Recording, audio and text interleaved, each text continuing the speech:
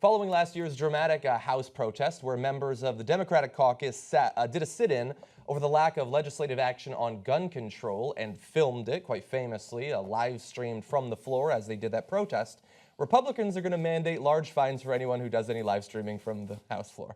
And if you just do photographs, you can be fined pretty magnificently as well. Under the new rules, lawmakers can be fined up to $2,500 for using their phones to take pictures or shoot videos on the House floor. But in a change Republicans added Monday night, they have up to 30 days to appeal their punishment. Are they not merciful?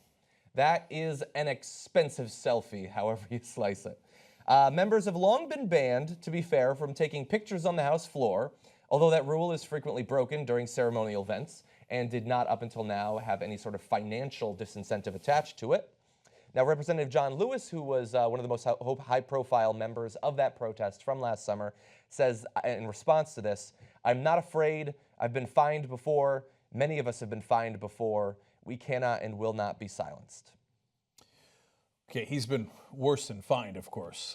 He's been beaten down during the civil rights era and survived that. So have at it, Hoss. Look, I would be super surprised if we couldn't raise all the fine money for any of the folks in the House who take footage.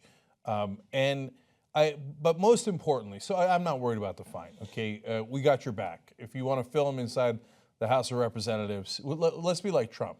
I'll cover the costs. I'll cover the costs. I mean, our audience will probably.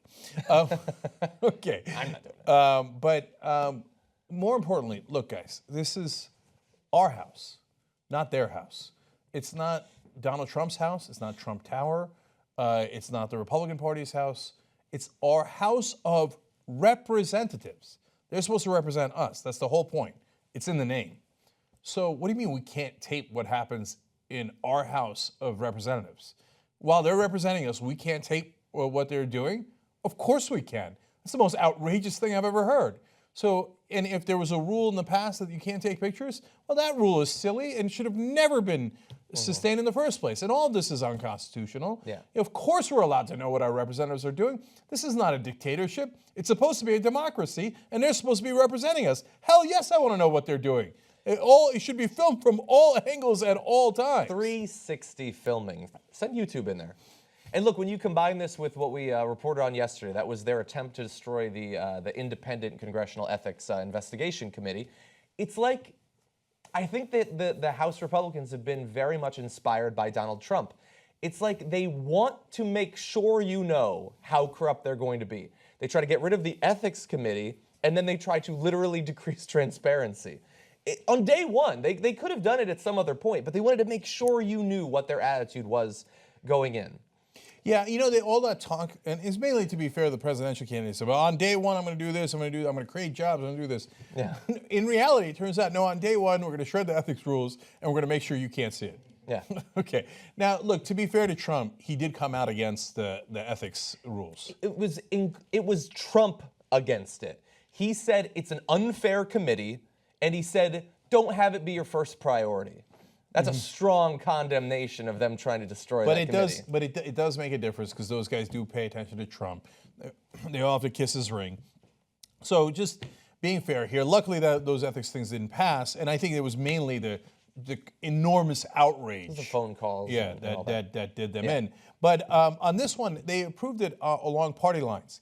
What's interesting is that when the Democrats were in charge, if Obama ever said, which he never did, oh, I only want to do this with Democrats, right?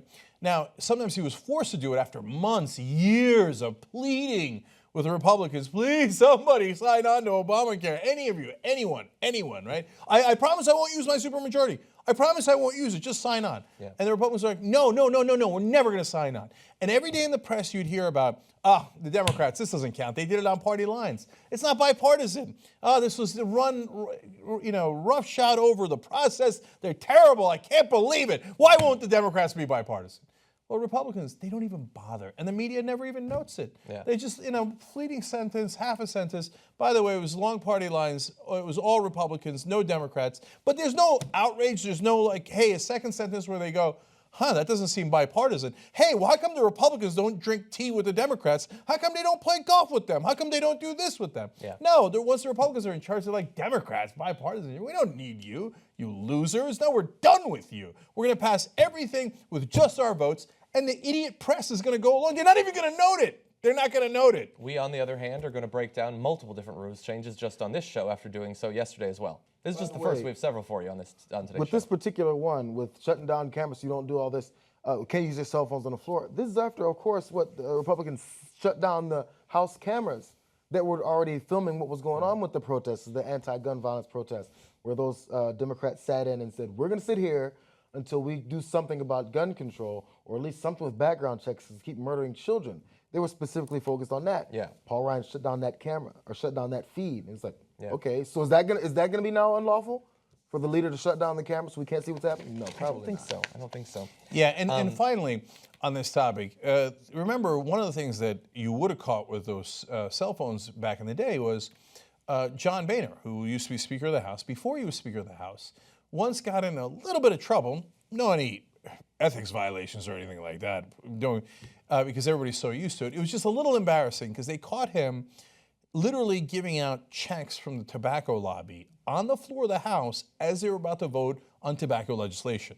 So he just physically be literally bribing them. Now, it's a legal bribe in this insane world that we live in, where he'd be like, okay, here's you're going to vote with tobacco because here's $10,000 for you. Congressman X, here's $5,000 or $8,000 from you.